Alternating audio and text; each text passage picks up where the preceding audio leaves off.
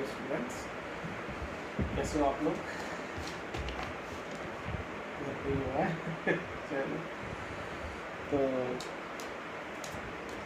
First video lecture में हम लोग ने what is charge, properties of charge, method of charging discuss किया था।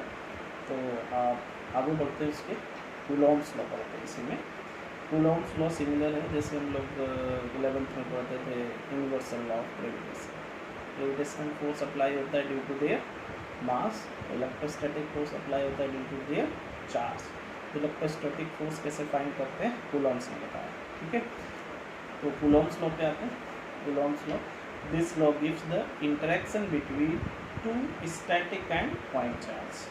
ये static and point charge important बात है, ध्यान रखेंगे। Coulomb's law is valid only for static and point charge. इसकी लिमिटेशंस में पढ़ेंगे भी है क्या। कूलॉम्स लॉ उस पर आते हैं।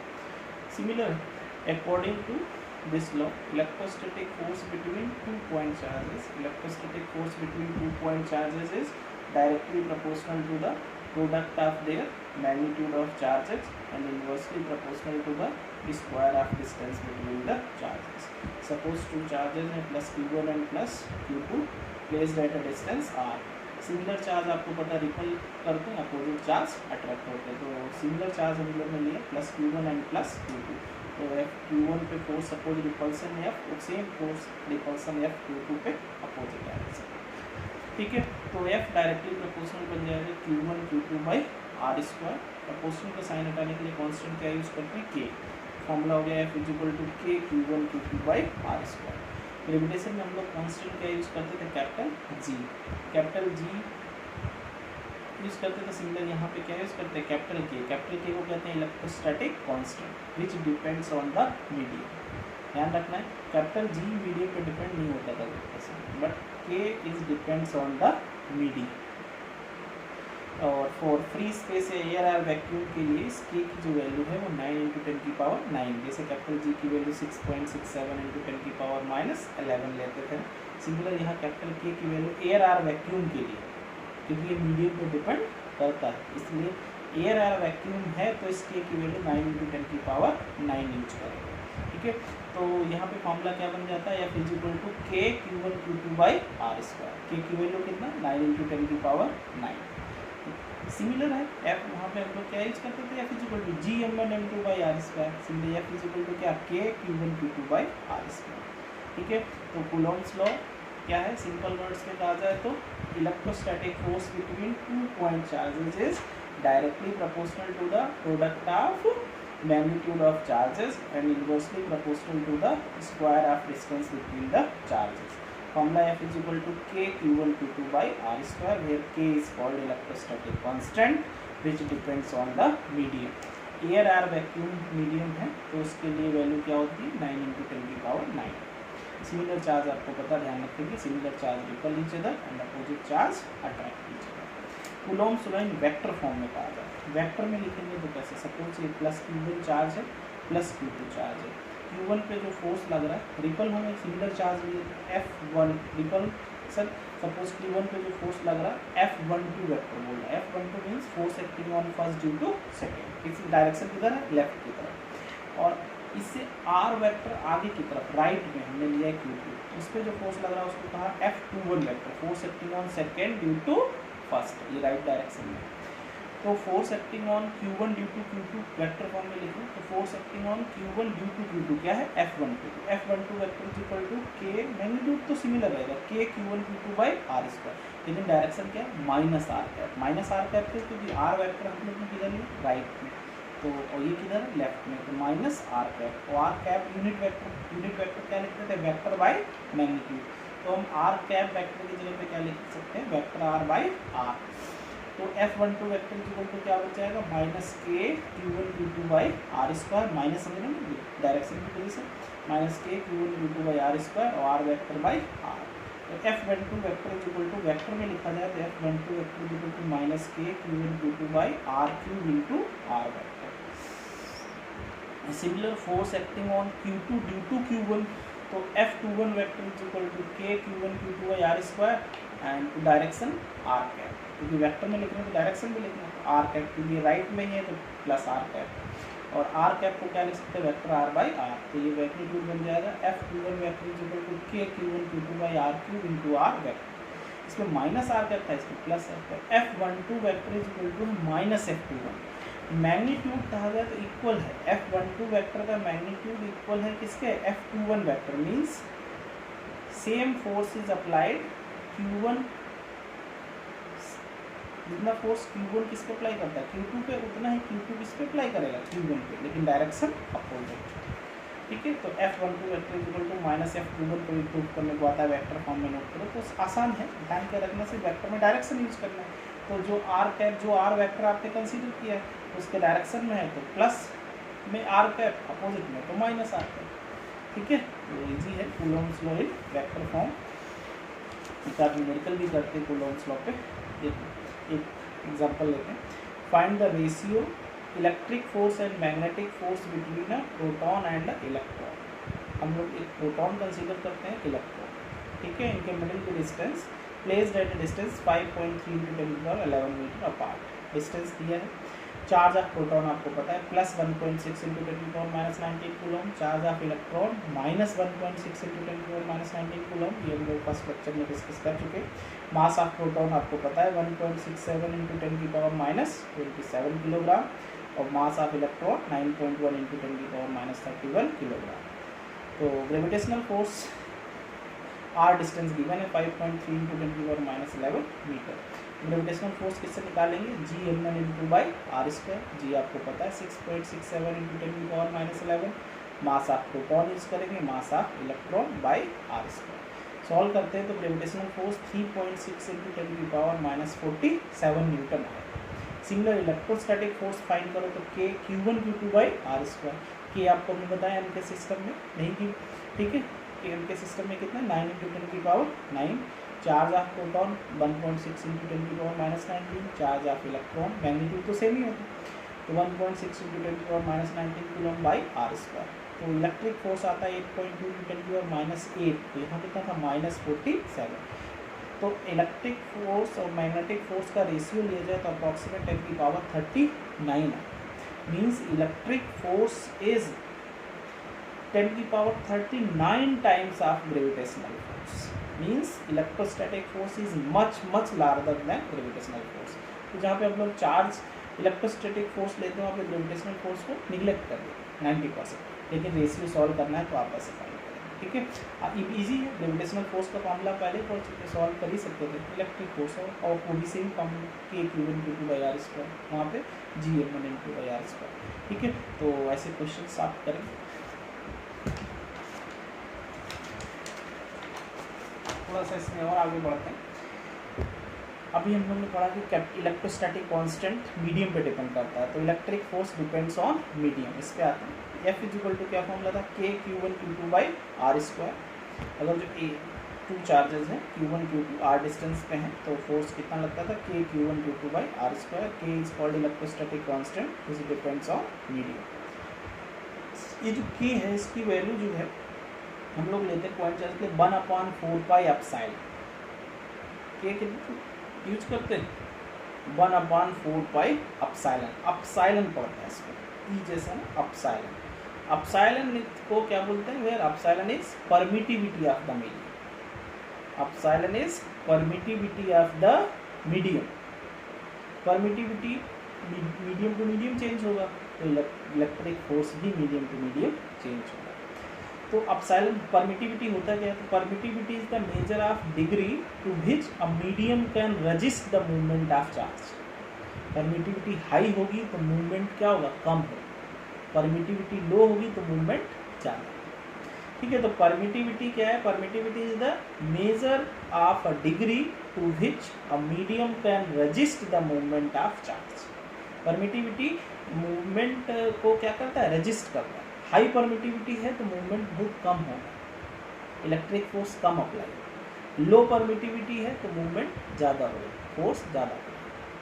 ठीक है, और भी द परमिटिविटी की डेफिनेशन चाहिए तो permittivity is the characteristic of the medium that gives response to the already present electric force और फील्ड। ठीक है। If permittivity becomes greater electric field और फोर्स बिकम वीकर।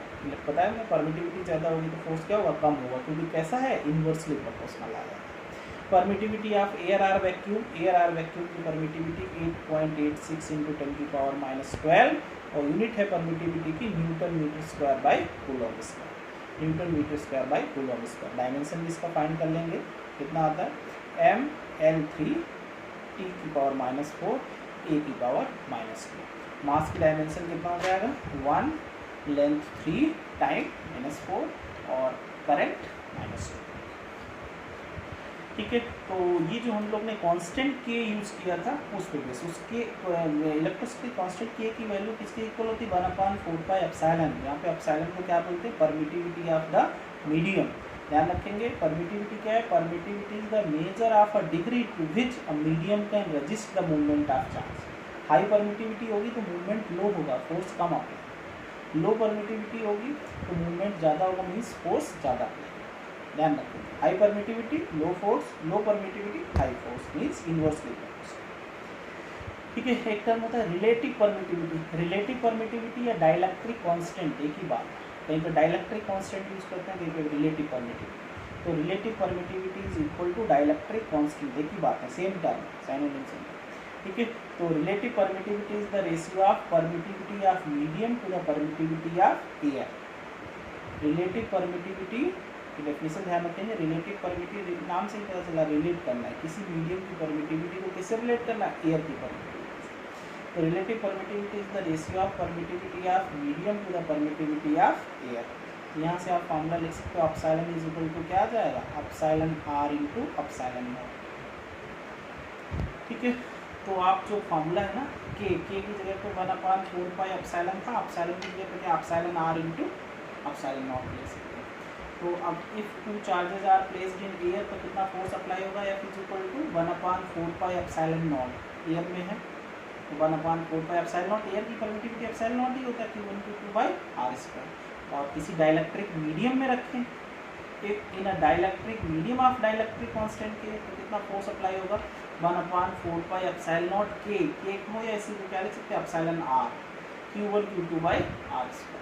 तो एयर में फोर्स कितना लग रहा था 1/4π एप्सिलॉन Q1Q2/r²। डाइलेक्ट्रिक मीडियम में 1/4π एप्सिलॉन नॉट के, यहाँ नीचे के और है डाइलेक्ट्रिक कांस्टेंट। तो ए डाइलेक्ट्रिक मीडियम में जो फोर्स होता है एयर का कितना 1/k times, F dash is equal to F/k। ठीक है। तो डाइलेक्ट्रिक मीडियम है तो फोर्स की वैल्यू क्या हो जाएगी 1/k टाइम्स। के क्या है, डाइलेक्ट्रिक कांस्टेंट। डाइलेक्ट्रिक कांस्टेंट या फिर इसी को हम लोग क्या बोलते हैं, रिलेटिव परमिटिविटी। न्यूमेरिकल देखते हैं इसके base. Two identical charge sphere are suspended by strings. Two identical sphere suspended by strings of equal length. The strings make an angle 30 degree with each other when suspended in liquid of density 0.8 gram per centimetre cube. The angle remains the same if density of the material of sphere is 1.6 gram per centimeter cube. Dielectric constant of the liquid, dielectric constant of the liquid find करना है। To spheres हैं, same point से hang किया गया, उनके middle का angle कितना है 30, एयर में जब इन एयर, और लिक्विड में है, इन लिक्विड में है तो भी इनके मिडिल का एंगल कितना है 30। और ये रिपल आइडेंटिकल थे, सिमिलर चार्ज थे, इसीलिए इनके ये रिपल होकर इनके मिडिल का एंगल कितना हो गया 30। क्या क्या फोर्सेस अप्लाई हो रहे होंगे, एक तो रिपल्सिव फोर्स और वेट mg, और जहाँ से कनेक्ट है टेंशन ऊपर। तो ये एंगल पूरा 30 है तो ये कितना हो जाएगा 15। तो हम टेंशन T के 2 कंपोनेंट कर लेते हैं, क्या जाएगा T cos 15 और T sin 15। ठीक है। 30 डिग्री रिपल के बाद ये रुके, तो T sin 15 किसको बैलेंस कर रहा होगा, रिपल्सिव फोर्स को, और T cos 15 किसको बैलेंस कर रहा है, वेट को। तो अगर जो आप डिवाइड कर लो तो tan 15 इक्वल टू F/W। अब डाइलेक्ट्रिक मीडियम में जाएंगे तो फोर्स क्या हो जाएगा, चेंज हो जाएगा, क्योंकि मीडियम चेंज हुआ तो इलेक्ट्रिक फोर्स चेंज होगी, और फोर्स भी चेंज होगा, वेट भी चेंज होगा, क्योंकि लिक्विड में अपथ्रस्ट फोर्स भी लगता है। तो अपरेंट वेट लेना पड़ेगा, सपोज कितना है W', लेकिन एंगल सेम है तो एंगल भी कितना होगा 15। सिमिलर इसमें भी मान लिया टेंशन T' है तो T' cos 15 और T' sin 15। डिवाइड कर लेंगे तो 10 15 इज इक्वल टू क्या आ जाएगा F dash by W dash. यहाँ भी 10 15 है भी 10 15, दोनों की वैल्यू सेम कर दो। और एफ डैश हम लोग अभी पढ़ चुके थे, एफ डैश किसके इक्वल आता था, F dash is equal to F by k, 1/k times force होता है डाइलेक्ट्रिक मीडियम में, तो एफ डैश के प्लेस पे एफ बाई के लेंगे, एफ बाई के यूज कर लिया तो के इज इक्वल टू क्या आ जाएगा W by W dash, F से कैंसिल हो गया, W by W, W dash क्या है वेट, वेट क्या होगा एम जी, और वेट को हम लोग मास को क्या लिख सकते हैं वॉल्यूम इंटू डेंसिटी, तो वॉल्यूम इंटू डेंसिटी इंटू जी, और ये क्या है अपरेंट वेट, अपरेंट वेट क्या होगा रियल वेट में से आप थ्रस्ट फोर्स क्या कर देंगे माइनस कर देंगे, तो real weight V rho g minus कर देंगे थ्रस्ट फोर्स, अब thrust force means weight of displaced liquid, वो भी वेट है लेकिन किसके बराबर डिस्प्लेस्ड लिक्विड, तो डेंसिटी किसका यूज करेंगे लिक्विड, बी और जी कॉमन होगी कैंसिल हो जाएगा, तो sigma upon sigma minus direct भी यूज कर सकते हैं डाइलेक्ट्रिक कांस्टेंट निकालने के लिए फॉर्मूला, तो सिग्मा हम लोग को पता है मटेरियल ऑफ स्फीयर की डेंसिटी 1.6 और डेंसिटी ऑफ लिक्विड 0.8, तो डाइलेक्ट्रिक कांस्टेंट 2 आ जाएगा, तो फोर्थ ऑप्शन सही, ठीक है। तो एयर में फोर्स अगर जो एफ है with two charges placed in air force is equal to F, तो in dielectric medium of dielectric constant K force becomes F dash is equal to F by K, ठीक है। तो ये points Coulomb's law पे based है, थोड़ा सा हम लोग बात करेंगे लिमिटेशंस ऑफ कूलॉम्स लॉ के भी, लिमिटेशंस ऑफ कूलॉम्स लॉ पे बात करते हैं, एक दो न्यूमेरिकल और भी देखते हैं,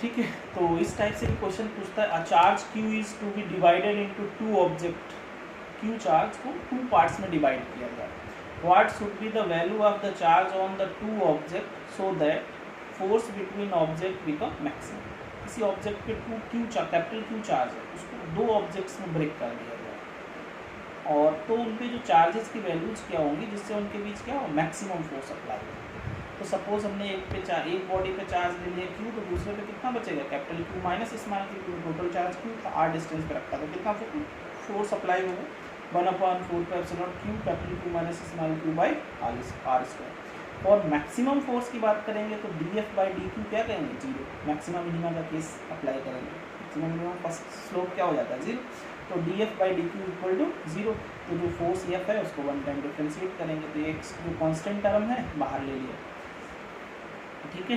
तो d by d q, q capital Q minus q square equal to zero, तो क्यू का डिफ्रेंशिएशन कितना हो जाएगा 1, कैपिटल क्यू बचेगा, क्यू स्क्वायर का क्या बन जाएगा 2q, तो q is equal to q by 2 आ गया, मीन्स अगर जो हाफ चार्ज डिवाइड हो जाएगा तो उनके फोर्स क्या होगा मैक्सिमम, ध्यान रखेंगे टू बॉडीज़ हैं, सपोज इस पर Q1 चार्ज इस पर Q2 चार्ज है, पूछा जाए इनके बीच मैक्सिमम फोर्स कब अप्लाई होगा जब दोनों पे चार्ज क्या हो जाए सेम हो, सेम से, इसे इस पर सपोज टू कूलम चार्ज इस पर 3 कूलम चार्ज, दूसरे का find the charges on the bodies when maximum force is applied between them, तो इस पर 2 कूलम इस पर 3 कूलम है, 0.5 इससे इस पर ट्रांसफर करें, 2.5 कूलम चार्ज होगा तो फोर्स क्या अप्लाई होगा मैक्सिमम अप्लाई, ठीक है। तो maximum force applied between two object पूछा जाए तो ध्यान रखना दोनों बॉडीज पे चार्ज क्या होने चाहिए सेम होने चाहिए, ठीक है।